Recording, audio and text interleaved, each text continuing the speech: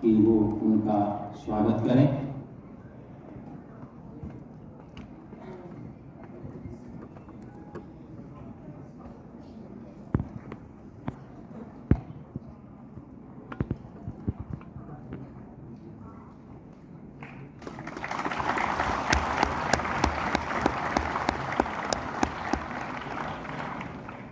बहुत बहुत आपका धन्यवाद करते हैं कि आपने अपना अमूल्य समय हमारे लिए प्रदान किया।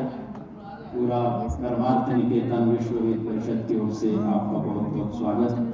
आज हमारे इस मंच पर विधि आयोग के अध्यक्ष, लॉ कमीशन के चेयरमैन माननीय श्री ऋतुराज अवस्थी जी भी विद्यमान हैं। मैं कुछ दोनों ही संत गणों से निवेदन करता हूं और हमारे सिद्धार्थ गुप्ता जी जो हमारे इसके कोषाध्यक्ष भी हैं, उनसे निवेदन करता हूं कि आप उनका भी स्वागत और अभिनंदन करें। न्यायमूर्ति ऋतुराज अवस्थी जी।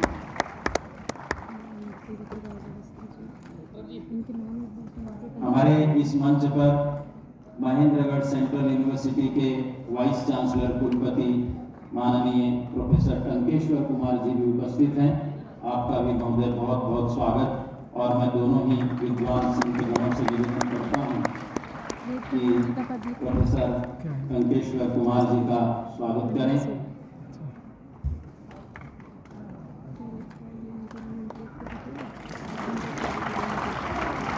माननीय न्यायमूर्ति जी का बहुत बहुत धन्यवाद। प्रोफेसर टंकेश्वर कुमार जी बहुत ही सरल व्यक्तित्व और बहुत विनम्र और बड़े स्कॉलर विद्वान हैं, जो वाइस चांसलर हैं महेंद्रगढ़ सेंट्रल यूनिवर्सिटी के। आप वहां से पधारें, आपका बहुत बहुत धन्यवाद। और मैं अब विशिष्ट अतिथि माननीय श्री रामलाल जी से निवेदन करता हूं कि आप अपना वक्तव्य रखें। श्री मान रामलाल जी।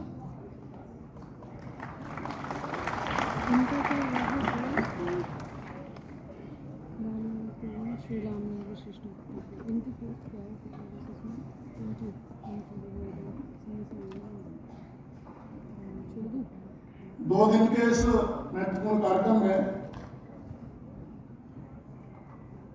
और उसके आज के समापन के अवसर पर मंच पर उपस्थित पूर्व राष्ट्रपति महामहिम आदरणीय रामनाथ कोविंद जी साहब, पूज्य चिदानंद स्वामी जी महाराज, पूज्य ब्रह्मानंद जी सरस्वती जी महाराज, लॉ कमीशन के चेयरमैन श्रीमान ऋतुराज अवस्थी जी, कुलपति श्री टंकेश्वर जी, वेद प्रकाश टंडन जी, और 2 दिन में आप सबकी उपस्थिति यहाँ पर रही है, ऐसे सभी विद्वज्जन, आत्मीय भाइयों और बहनों, पूज्य स्वामी चिदानंद जी का मेरे प्रति थोड़ा स्नेह है। और इसके बीच में मैं गंगा आरती में सम्मिलित होने के लिए गया था, तो उस समय उन्होंने कहा कि ऐसा कार्यक्रम है तो 30 को आप रहेंगे तो अच्छा है, लेकिन उसमें ऐसा कुछ संकेत नहीं था कि आने के बाद मुझे कुछ बोलना है, क्योंकि मुझे ये स्वीकार करने में कोई संकोच नहीं है। वेद पर बोलने के लिए मैं अपने को आधिकारिक नहीं मानता। मुझसे ज्यादा विद्वान मंच पर तो है ही, आप में से भी बहुत लोग हैं, लेकिन संगठन में काम करते करते बहुत सारे सूत्र जिनकी आवश्यकता समाज में पड़ती है, उनकी जानकारी होती है, तो उसमें वेदों का भी विशेष महत्व है।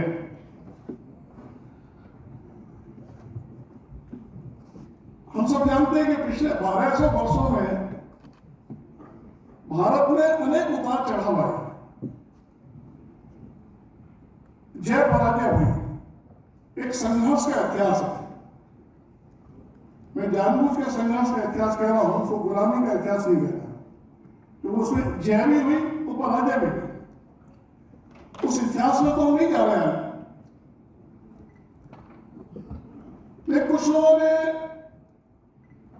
कई तरह के अत्याचार अन्याय किए, लेकिन आजादी से पूर्व 200-250 वर्ष जिन लोगों का राज्य रहा, उन्होंने बहुत ही चतुराई से भारत के मानस को बदलने की कोशिश की।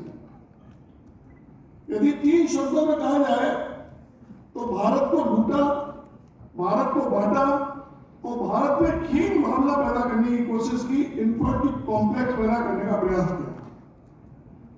और दुर्भाग्य से उनके जाने के पश्चात भी जो भी व्यवस्थाएं थी, वो व्यवस्था जिन लोगों के भी हाथ में आई, उन्होंने अनेक अच्छी बातें भी की होंगी, लेकिन ये जो मानस 47 से पूर्व का बन गया था, उस मानस में परिवर्तन के प्रयास नहीं है। और इसलिए जो कुछ भारत का है, जो कुछ भारत में अच्छा है, दुनिया को जिससे ज्ञान मिला है, वो सब बातें उन 250 वर्षों में उपेक्षित रह गई। पिछले कुछ वर्षों में एक ऐसी परिस्थिति बनी है, और विशेष रूप से पिछले इन 2-2.5 वर्षों में कोरोना ने अनेक प्रकार के कष्ट हम सबको दिए। अनेक हमारे परिवारीजन, हमारे मित्र पक्षी चले भी गए होंगे, लेकिन कोरोना के पश्चात पूरे विश्व के मानस में एक परिवर्तन आया है। पूरा विश्व अनुभव करने लगा है कि भारत की जीवन शैली हमको ज्यादा स्वस्थ और सुरक्षित रख सकती है।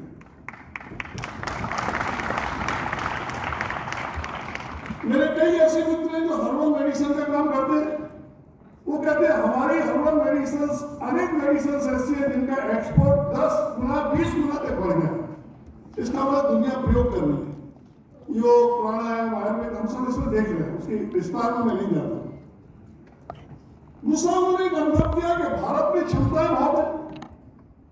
जिस ढंग से कोरोना से लड़ाई भारत ने लड़ी और आखिर में वैक्सीन बनी, तो भारत की इन क्षमताओं से दुनिया प्रभावित हुई। और आज दुनिया के अनेक लोग ऐसा सोच रहे हैं, मैं तो कोई भविष्यवक्ता नहीं हूं, लेकिन दुनिया के लोगों से जब चर्चा होती है बहुत सारे लोगों से, तो उनकी जो बात ध्यान में आती है उसके आधार पर कहा जा सकता है, दुनिया के लोग ये सोच रहे हैं कि अगले 10 वर्ष बाद या अगले 10 वर्षों में भारत दुनिया का नेतृत्व करेगा, भारत दुनिया को लीड करेगा। आप सब जनों के समक्ष ये कहते हैं, मन में एक थोड़ी चिंता भी होती है, चिंतन भी चलता है। 10 साल में भारत दुनिया को लीड करेगा, सुनने में बहुत अच्छा लगता है, लेकिन लीड करने लायक भारत बनाना, ऐसा भारत बनना चाहिए, ये चिंता मुझ सहित हम आप सबको करनी है। जिसका स्वामी जी ने उल्लेख किया कि वेद को केवल जानना है इतना नहीं है, वेद को मानना भी है और वेद को जीना भी है। भारत यदि वेद के अनुसार जीने लगे अपने को, तो शायद 10 साल भी नहीं लगेंगे, उससे पहले ही भारत दुनिया का नेतृत्व करने वाला है। ज्ञान तो सर्वत्र है। आजकल युवा लोग वाईफाई वगैरह का उपयोग करते हैं, तो वाईफाई उसका नेटवर्क तो बहुत होता है, लेकिन जब तक मोबाइल में पासवर्ड न डालो तब तक वाईफाई का कोई उपयोग नहीं होता।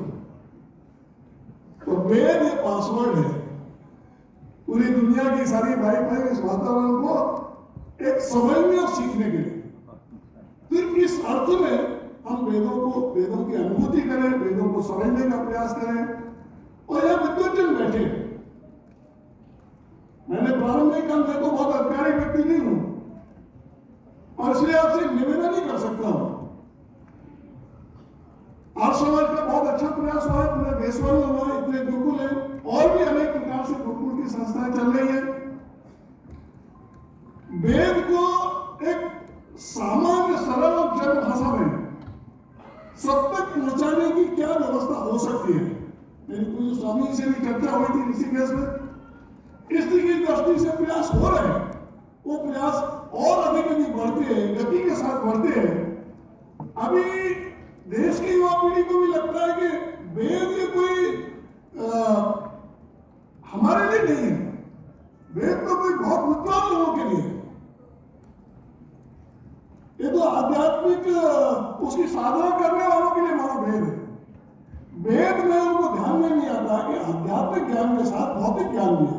धर्म अर्थ काम मोक्ष सबका ज्ञान है। सामवेद तो एक तरह से संगीत शास्त्र का मूल माना जाता है। अंग्रेजों ने भी भ्रम पैदा करने की कोशिश की कि भारत में मोक्ष की चर्चा होती है, भौतिक विषयों की चर्चा नहीं होती। वेदों का जितना सामान्य ज्ञान मुझे है उसके आधार पर मैं कह सकता हूं, जीवन का कोई क्षेत्र ऐसा नहीं है जो अछूता हो जिसका वेदों में वर्णन न हो। सभी बातों का तो वेदों में वर्णन है, तो विज्ञान का भी है, ज्ञान का भी है। तो इस अर्थ में वेदों की क्या कैसे व्याख्या हो सकती है, उसका संरक्षण, उसका अध्ययन, उसका प्रचार प्रसार, इसकी आवश्यकता सबको लगती है। क्योंकि एक वेद पढ़ाने वाले आचार्य उनसे मैं ऐसी चर्चा कर रहा था। मैंने उससे कहा भाई मुझे बोलना है 30 तारीख को, तुम तो वेद पढ़ाते हो तो कुछ मुझे बताओ। तो उन्होंने कहा कि बाकी बताना क्या बताना आपको, लेकिन एक बात आप जरूर कह सकते हैं, जो उसने आंकड़ा दिया, मुझे नहीं मालूम ये आंकड़ा सही है कि नहीं। उन्होंने कहा 1131 शाखाएं थी वेदों की और अब 11 शाखाएं बची हैं। कहाँ लोग तो भी मालूम, ऐसा उसने आंकड़ा दिया, सही गलत मैं नहीं जानता क्या है। लेकिन आंकड़ा सही हो गलत हो, लेकिन बहुत सारी शाखाएं लोग तो गई, ये बात तो है। उन सबको कहां से कैसे पुनर्जीवित किया जा सकता है, इसका थोड़ा विचार करने की आवश्यकता है। ये सब कुछ स्वामी जी ने कहा कि वेद मंत्र सूक्तियां उन सब में जाएंगे तो समय बहुत अधिक लगेगा, लेकिन सरल भाषा में कहा जा सकता है कि वेद का अर्थ ही ज्ञान है। वेद अपौर से है, ये किसी कोई मनुष्य द्वारा नहीं है, ये तो मानो ईश्वर की वाणी है साक्षात वेदों में। हर वेद में अलग अलग कुछ न कुछ विषय है, जीवन के सभी उनका विषय है। ये प्राचीनतम साहित्य है, ये सनातन धर्म के आधार स्तंभ है। ऐसे वेदों का पठन पाठन जितना बढ़ता है और उनकी जानकारी सामान्य लोगों तक जितनी पहुंचती है, और उनकी वेदों में आस्था तो है, लेकिन वेदों में वेद पढ़ने की रुचि भी यदि बनती है तो बहुत बड़ा काम, जैसा हम भारत बनाना चाहते हैं वैसा भारत बन सके।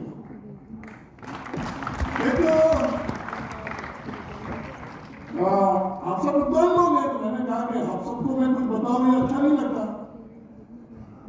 लेकिन संघ में प्रार्थना होती है, नमस्ते सदा वत्सले मातृभूमि। तो प्रार्थना में हमको बताया जाता है कि उच्चारण बहुत महत्वपूर्ण है। उच्चारण गलत हो गया तो अर्थ का अलग हो जाता है, और विशेष रूप से अनुसार और विसर्ग, इसमें उच्चारण कैसा करना है तो उसके विस्तार में नहीं जाता। मैं एक आपको ध्यान में आ जाए इसके लिए बताता हूं। सद आचरण तत्पर एक शब्द है, सद आचरण तत्पर। अब उच्चारण में थोड़ा गलत होता है तो क्या होता है,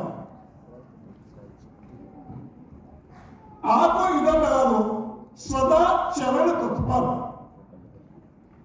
सदाचरण तत्पर का अर्थ आप समझ सकते हैं, राजनीति में तो बहुत होता है सदाचरण तत्पर। और इसमें भी थोड़ा अलग उच्चारण हो गया, चा और रा को अलग कर दिया, सदाचरण तत्पर। सदा रण के लिए तत्पर, सदाचरण सुनने के लिए तत्पर। और ठीक से बोला गया हुआ सद आचरण, अच्छे आचरण के लिए तत्पर। शब्द एक ही है, उच्चारण की भिन्नता का परिणाम कैसा होता है, उसके अर्थ क्या निकलते हैं, उसका एक बिंदु मुझे लगा कि आप सबके सामने रखना आवश्यक है। लेकिन फिर भी मेरा तो निवेदन यही है, विद्वान लोग इन सब बातों की चर्चा जरूर करें, उच्चारण से लेकर सब बातों की, लेकिन सामान्य लोगों तक ये सामान्य भाषा में पहुंचे, इसका थोड़ा सा एक विचार करने की आवश्यकता है। एक विषय इसको पूरी आस्था और श्रद्धा से पढ़ा जाए, तो मैं अभी पढ़ते पढ़ते ध्यान में आ रहा था, एक संत नामदेव जी भाई आप जानते हैं, उनकी धर्मपत्नी थी जनाबाई। अब वो तो उपले थापती थी गोबर से। एक दिन उन्होंने नामदेव जी से कहा कि मेरे उपले चोरी होने लगा था। उन्होंने कहा हे देवी, ये उपलों की चोरी में चोर को किसको पकड़ेंगे, उपले तो सब एक जैसे ही होते हैं, गर्मी लगे तो कैसे मालूम पड़ेगा कि ये तुम्हारे ही उपले हैं? उनके नहीं, मैं जिस श्रद्धा से उपले थापती हूँ और मैं उपले थापते समय बोलती हूँ विट्ठल विट्ठल विट्ठल विट्ठल, तो मुझे पूरा विश्वास है मेरे उपले को आप कान के पास लगाओगे तो वो भी बोलेगा विट्ठल विट्ठल विट्ठल विट्ठल। तो स्वामी रामदेव जी ने कहा कि जो तुमने अभी थापे बोला और स्वामी ने कान पर लगाए तो उपले भी बोलने लगे विट्ठल विट्ठल विट्ठल विट्ठल। उनका अपने चोर को पकड़ सकता। और कहानी का इतना ही है कि जो चीज श्रद्धा से की जाती है, जो चीज आस्था से की जाती है, जो मन से की जाती है, तो उसका परिणाम जड़ वस्तु तक ही होता है, जड़ वस्तु तक भी होता है। हम सब तो मनुष्य हैं। इस हिसाब से वेदों का अध्ययन अध्यापन, वेदों की जानकारी सामान्य जन तक पहुंचे और पूरी दुनिया को भी संदेश जाए। आध्यात्मिक और मोक्ष इसकी चिंता हम सबने की है, लेकिन हमने जीवन के सभी पहलुओं की चर्चा और चिंता की। भारत में कोई भी पहलू अछूता नहीं, और इसलिए हमारे धर्म अर्थ काम मोक्ष चारों शब्द है। तो अभी पूरी दुनिया को भारत के ज्ञान और विज्ञान का संदेश देने की आवश्यकता है। मुझे लगता है 2 दिन आपने जो भी कुछ चर्चा की है, उस चर्चा में से निश्चित रूप से आप सबके मन में भी बात आई होगी। और आज का समापन आदरणीय नारायण कोविंद जी का उद्बोधन, इतने सारे संतों की उपस्थिति, इसमें से निश्चित रूप से अपना एक कार्यक्रम बहुत सार्थक होगा। और केवल सार्थक ही नहीं होगा, तो ये कार्यक्रम वेदों के अध्ययन अध्यापन और वेदों के प्रचार प्रसार में एक महत्वपूर्ण और ऐतिहासिक भूमिका निभाने में सफल होगा, ऐसा मैं प्रभु से कामना करता हूँ। आप सबके लिए, भारत के लिए, आप सभी को नमस्कार, धन्यवाद। माननीय जी का बहुत बहुत धन्यवाद। बहुत ही अच्छा वक्तव्य आपने हमारे समक्ष प्रस्तुत किया। इतने दिन को हम सुनने के लिए बहुत देर से प्रतीक्षा कर रहे हैं, प्रातः काल से ही यहाँ बच्चे और आप सब लोग इतनी संख्या में एकत्रित हुए हैं। ऐसे हमारे भारत के बहुत ही यशस्वी और बहुत सरलता सहजता की सौम्य प्रतिमूर्ति, जिनका व्यक्तित्व और कृतित्व बहुत महान है, मैं माननीय पूर्व राष्ट्रपति जी श्री रामनाथ कोविंद जी से निवेदन करता हूं कि आप अपना वक्तव्य हमारे समक्ष रखें।